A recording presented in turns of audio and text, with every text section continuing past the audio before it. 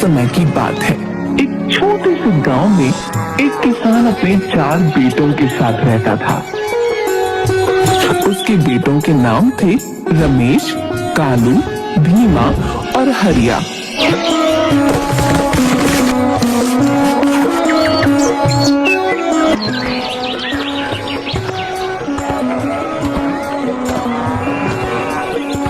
किसान बहुत गरीब था। सब्जियां बेचना ही उसका एकमात्र आय का साधन था और वो इतना ही कर पाता कि बस अपने परिवार को खिला सके। उसके पास अपने बेटों को देने के लिए और कुछ नहीं था। बच्चों सुनो, मेरे पास तुम्हें देने के लिए कुछ नहीं है।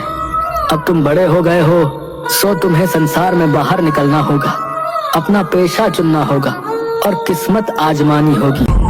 पर पिताजी, हमें किसी पेशा या कला का ज्ञान नहीं है। हम घर से दूर जाकर क्या करेंगे?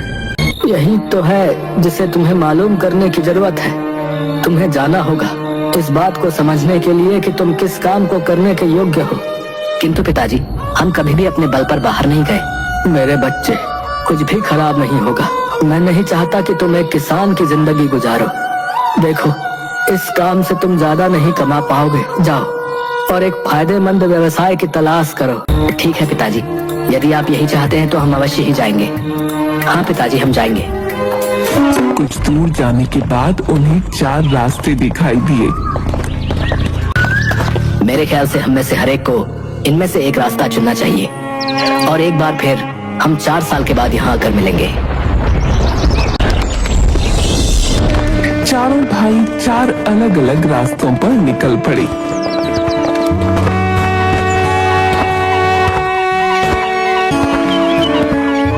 रमेश को रास्ते में एक व्यक्ति मिला। मेरे भाई, ये तो अंधी गली है। तुम कहाँ जा रहे हो? मैं कोई व्यवसाय सीखना चाहता हूँ, किसी भी तरह का व्यवसाय जो मुझे जीविका कमाने के काबिल बना सके। तो मेरे साथ आओ, मैं तुम्हें संसार का सबसे शातिर चोर बना दूंगा। नहीं नहीं, मैं नेकी से कमाना चाहता हूँ, चोरी चकारी से नहीं। मैं कोई भी ऐसा काम नहीं करना चाहता जिसके लिए मुझे जेल जाना पड़े। देखो भाई, तुमसे जेल जाने को कौन कह रहा है? बस चोरी की कला सीखो और फिर उसे भलाई के कामों में इस्तेमाल करो। वो सोचता है कि किसी भी पेशे को सीखने में कोई बुराई नहीं है। रमेश उसकी बात मान गया तो वो उस आदमी के साथ चला गया। वो उसे चोरी की कला में इतना निपुण बना देता है। रमेश कुछ भी चाहता हो वो उसे आसानी से चुरा सकता था, बिना किसी के जाने। चलते चलते कालू एक ऐसी जगह पहुंचा जहां एक नदी बह रही थी और मीलों तक आसपास कुछ नहीं था। वो नदी के किनारे एक आदमी को खड़ा देखता है। वो एक शीशे से बनी हुई मशीन थामे हुए था। कालू ये समझ न सका कि ये क्या है। वो उसके पास गया।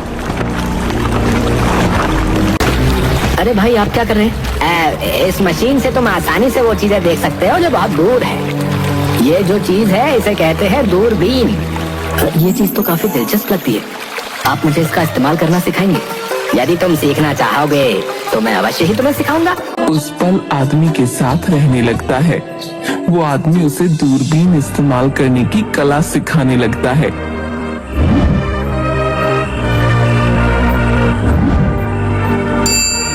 कुछ महीनों में कालू इसमें माहिर हो जाता है।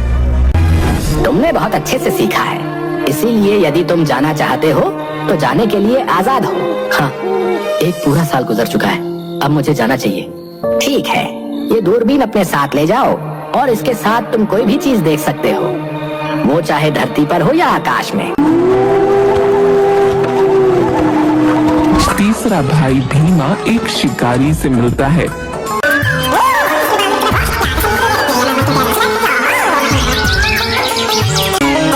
शिकारी के साथ उसके घर में रहता है और उससे शिकार का हुनर सीखता है।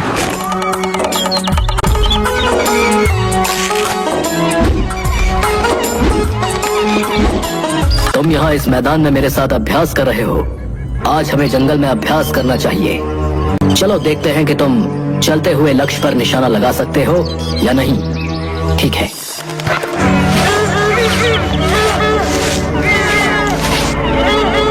दोनों जंगल में पहुंचते हैं जहां शिकारी भीमा को सिखाता है कि कैसे भागते हुए हिरन पर निशाना लगाते हैं। बाण हिरन को लगता है और वो मर जाता है। भीमा चलो, तुम भी अब निशाना लगाओ। भीमा बाण उठाता है और एक उड़ती चिड़िया पर निशाना साधता है, पर बाण चूक जाता है। भीमा, तुम्हें अभी भी अभ्यास की जरूरत है। आज के बाद हम रोज जंगल में अभ्यास के लिए आएंगे, जैसा कहे। हर रोज शिकारी भीमा को अभ्यास के लिए जंगल में लाता।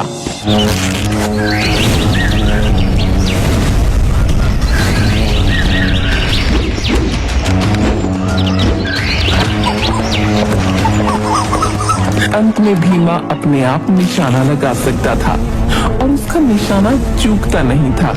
वो शिकार करने की कला में अब माहिर हो चुका था।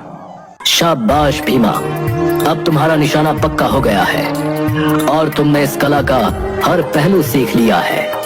धन्यवाद भाई, आपने मेरी इतनी मदद की है। केवल आप ही के कारण मैं इसे सीखने में कामयाब हो सका। अब मैं घर जाना चाहता हूँ ताकि वहाँ जाकर मैं अपने पिता की मदद कर सकूं। यकीनन तुम जा सकते हो और अपने साथ ये धनुष और बाण ले जाओ।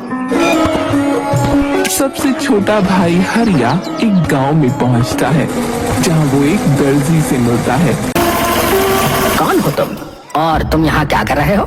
मेरा नाम हरिया है और मैं आया हूँ ताकि मैं कोई व्यवसाय सीख सकूं। ठीक है, मुझे बताओ, क्या तुम दर्जी बनने के इच्छुक हो? मैं तुम्हें सिखा सकता हूँ। बेशक, क्यों नहीं, मैं जरूर सीखना चाहूंगा। वो हरिया को सिखाता है जैसे सुई में धागा कैसे डालें, कैसे कोई सिलाई से पहले कपड़े को पकड़ें। अपने पूरे मन से दर्जी हरिया को सिलाई की कला सिखाता है।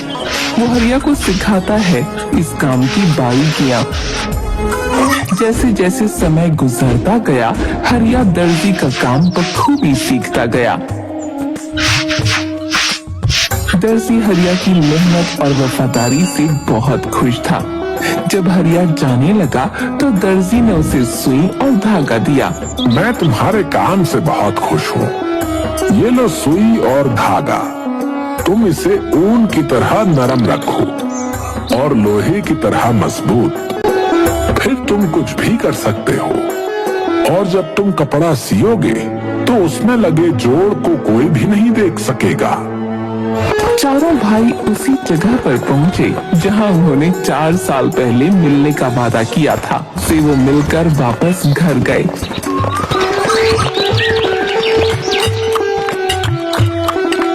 घर जाने पर वो अपने पिता को बताते हैं कि उनमें से हर एक ने क्या क्या सीखा। एक दिन वो अपने घर के सामने एक वृक्ष के नीचे अपने पिता के साथ बैठे थे। आज मैं देखना चाहता हूँ कि तुम अपनी कला में कितने निपुण हो। जो तुमने सीखी है, वृक्ष के ऊपर एक घोंसला है, मुझे बताओ उसमें कितने अंडे हैं? 5, ठीक है। रमेश, अब तुम मेरे लिए वो अंडे उस पक्षी के नीचे से निकाल कर लाओ जो उनके ऊपर सेने के लिए बैठी है, पर पक्षी को इसका पता नहीं चलना चाहिए। रमेश वृक्ष पर चढ़ा और पक्षी की नजरों से बचाकर वो अंडे चुरा लाया। किसान ने मेज के चारों कोनों पर वो अंडे रखे और अपने बेटे भीमा से कहा, चारों अंडों को एक साथ एक ही तीर से 2 भागों में काटो। भीमा ने अपना तीर निकाला और एक ही तीर में उसने अंडों को 2 भागों में बांट दिया। ये देखकर किसान बहुत खुश हुआ और फिर उसने अपने बेटे हरिया से कहा, अब इन अंडों को वापस सिल दो और मुझे दिखाओ वो पक्षी इन अंडों में से अपने चूजे उत्पन्न कर सकती है। हरिया ने अपनी सुई निकाली और हर एक अंडे को सी दिया और फिर रमेश ने अंडों को वापस घोंसले में रख दिया। बहुत खूब बच्चों, तुम सबने पूरी निष्ठा से 4 सालों में ये काम सीखे हैं। मेरे पास तुम्हें देने के लिए कोई उपहार नहीं है, पर मुझे यकीन है कि जीवन तुम्हें तुम्हारी मेहनत के लिए अच्छा फल देगा। कि एक अग्नि राक्षस ने राजकुमारी का अपहरण कर लिया है। राजा ने ये घोषणा की, जो कोई भी राजकुमारी को ढूंढेगा उसके साथ उसका विवाह किया जाएगा। और राजकुमारी को बचाने के लिए निकल पड़े। मैं देख सकता हूँ कि राजकुमारी कहाँ है।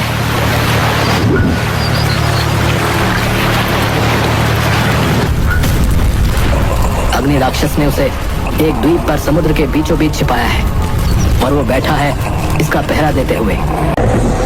फिर वो राजा के पास गए, उनसे एक नाव की मांग की ताकि वे उस द्वीप पर पहुंच सकें। राजा ने एक जहाज दिया।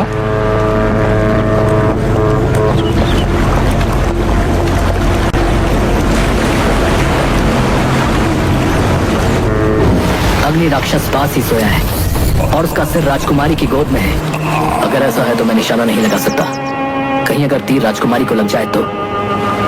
रुको, मैं राजकुमारी को चुरा लूंगा और उसे यहाँ ले आऊंगा। तुम नाव तैयार रखना। और वे चारों द्वीप पर पहुंचे। रमेश ने राजकुमारी को अग्नि राक्षस से चुरा लिया, पर जब वे सागर की तरफ लौट रहे थे, अग्नि राक्षस जाग गया और उनके ऊपर उड़ते हुए उसने उनका पीछा किया।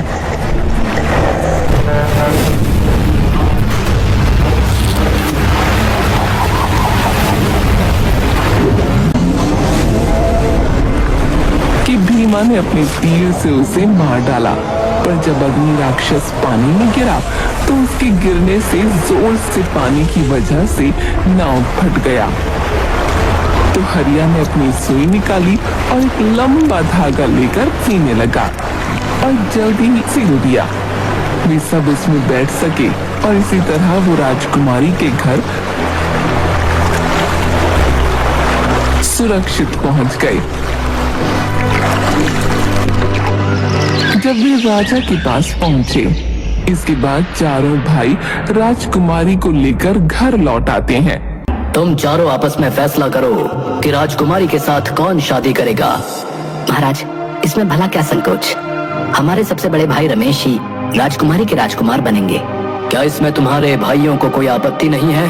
नहीं नहीं महाराज, हमें भला क्या आपत्ति होगी। अभी तो ये तो हम सबके लिए सौभाग्य की बात है कि आपकी बेटी हमारे पिता समान भाई की पत्नी बनेगी। आज सच में पिताजी को हम भाइयों पर गर्व महसूस होगा। अद्भुत प्यार है तुम सब भाइयों में। अगर इसे बरकरार रखोगे तो तुमसे सर्वशक्तिमान और कोई नहीं। मैं अपनी पुत्री का हाथ रमेश के हाथ में सौंपता हूँ और साथ में अपना आधा राज्य भी। राधे राज्य में सभी मिलकर खूब अच्छे से राज्य का संचालन करते हैं।